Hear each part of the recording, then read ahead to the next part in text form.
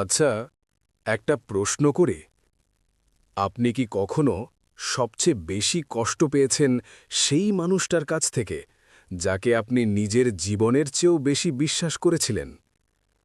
আপনি কি সেই মানুষ যে সবার ভালো করতে গিয়ে বারবার নিজেরটাই হারিয়ে ফেলে? আজকের এই কথাগুলো আপনাকে সান্ত্বনা দেওয়ার জন্য নয়। আজ আমি আপনাকে একটা কঠিন সত্যের মুখোমুখি দাঁড় করাতে চাই।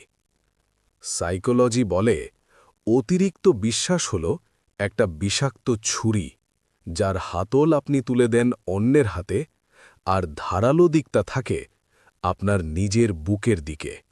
প্রথম সত্যটা শুনুন, মানুষ আপনাকে ততক্ষণই ভালোবাসবে যতক্ষণ আপনার থেকে তাদের কোনো না কোনো স্বার্থ পূরণ হচ্ছে। এটাই বর্তমান সময়ের সবচেয়ে নির্মম বাস্তবতা। আপনি যখন কাউকে নিজের সব গোপন কথা বলে দেন, আপনি আসলে তাকে সুযোগ করে দেন একদিন আপনাকে ভেঙে দেওয়ার। মনে রাখবেন, যে মানুষটা আজ আপনার কাছে বসে অন্যের নামে বিষ ঢালে, সে কাল অন্য কারো কাছে বসে আপনার নামেও বিষ ঢালবে। নীরবতাকে নিজের বন্ধু বানান। নিজের পরিকল্পনা আর নিজের দুর্বলতাগুলো সবাইকে দেখানোর জিনিস নয়। দ্বিতীয় সত্যটা আরও ভয়ঙ্কর। অন্ধবিশ্বাস আপনাকে মানসিকভাবে পঙ্গু করে দেয়। আপনি যখন কারো উপর অতিরিক্ত নির্ভরশীল হয়ে পড়েন, আপনি ধীরে ধীরে হারিয়ে ফেলেন নিজের সিদ্ধান্ত নেওয়ার ক্ষমতা। আর সেই মানুষটা যখন একদিন হঠাৎ চলে যায় বা আপনার বিশ্বাস ভেঙে দেয়, তখন মনে হয় পুরো পৃথিবীটাই যেন উল্টে গেছে।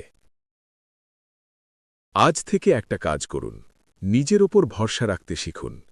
এতটাই শক্ত হন যেন পৃথিবী ভেঙে পড়লেও আপনি নিজের পায়ে দাঁড়িয়ে থাকতে পারেন। তৃতীয় সত্য,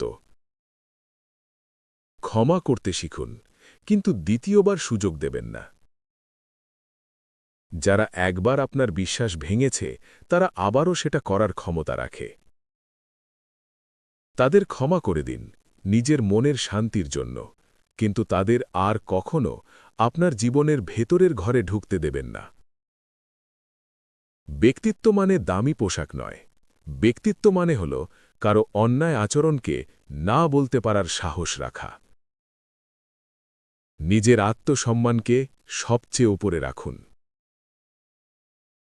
চতুর্থ সত্য, এই ডিজিটাল দুনিয়াটা একটা সুন্দর মরীচিকা।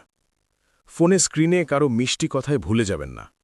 পর্দার ওপারের মানুষগুলো বাস্তব জীবনে অনেক বেশি স্বার্থপর হতে পারে।